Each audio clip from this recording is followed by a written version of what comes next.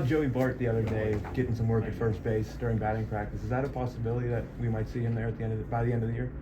Joey and Canario are both they're taking ground balls. They're going to do it again today. Right now we only have 5 infielders. If we pinch hit for Spence, if Spence hits for Peguero hits for Spence, whatever it is, just right now, just kind of an emergency thing in case something would happen later in the game, but just to start to familiarize them over there.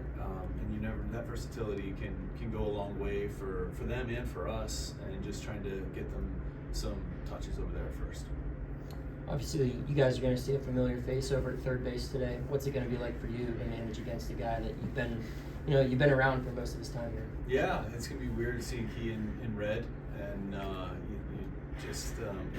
being the infield guy for so long, and appreciate the work that he put in, how he approached every single day, and how good he is over there at third base. And just can't say enough about what he was able to do. First Gold Glove third baseman, and he earned that, and probably earned multiple of them. He's been so good defensively for us. You think everybody's going to try to hit it up the middle or to the right side of the field today? Prefer to stay away from hitting it to him, but we're not gonna try to do that. We just need to square it up. Skeen's changeup. He's used a lot more this year relative to last year. It does make a ton of his arsenal, but it's obviously been an effective pitch. What makes it effective? I don't know exactly. What I can think on is the whole arsenal is so elite, and then when he throws that, it just throws everything off. And he's so good at understanding what's working for him on a certain day. I forget what start it was, maybe 2 or 3 ago, that he went to it a lot early, got some swing and miss on it, and so he has this ability to see what's working and what maybe isn't as sharp on a day. And if the changeup is feeling good, and maybe something else isn't, the splinter isn't, the fastball is typically there. Sometimes he hasn't had the command that he would like to have, and he'll go to the changeup to throw things off a little bit. And he's got really good command of that as well. How much does he tinker with stuff? He strikes me as a guy that will always be messing around with stuff, and he could probably implement a new pitch or invent something midway through the year. Is he that type of guy? Is he always doing this sort of stuff? I think he's always searching to get better. How much he's looking to change his pitch mix, I don't know. There's a lot of that, but in the starts, he is very in tune with how it feels, how things are coming out of his hand, and the ability that he has to adjust and adapt in the middle of starts is not something that you see a lot of power pitchers are able to do. Have you ever been tempted to just get in there and face him just to see what his stuff looks like? Oh my goodness, I played catch with him this off season. I was scared to death. I mean, seriously, scared to death catching. And it wasn't just playing catch. He was throwing this stuff. It's scary. You feel better with a bat in your hand than a glove? Oh yeah.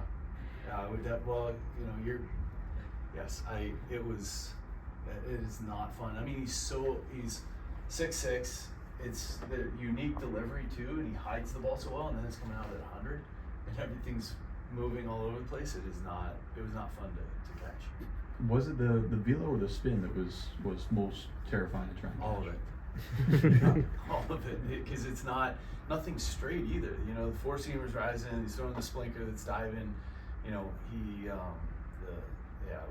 It's nasty. He obviously made 23 starts last year. He's now into his 24th against the Reds tonight. I mean, with these last 2 months, what are you hoping to see from him? What are some things you're hoping he sort of avoids as he tries to build up that workload going into the end of the season? I think for Paul, just to continue to be himself, go out there and do what he's able to do, not try to take on too much. He's obviously done unbelievable. I mean, we were just talking about Verlander.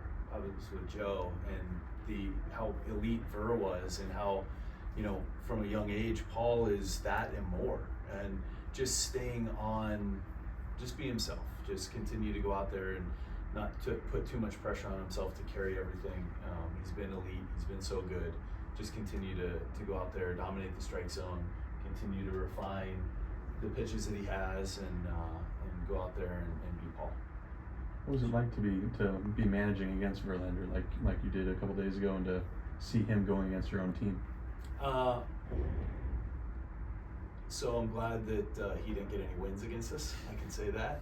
And knowing the competitor that he is and playing behind him so often, and you know, to see him on the other side doing what he's doing at his age at 42, and I mean, shoot, he reared back 98 against Bart twice, back-to-back pitches. That I asked him the next day. He said, "I didn't even know I still had that in the tank." But just to see, and again, you're talking about a guy that worked hard, elite competitor, fantastic stuff, and still doing it at 42. But I'm glad that he didn't get any wins. Has Horwitz kind of found himself at the plate? And what I mean by that is, you know, hitters as they're coming of age, they don't try to be different people, but they're trying to find themselves who they are going to be at this level. And I wonder if he's in that healthy place. I think so. Well, he's getting back there. It's so tough. One thing, I was never traded.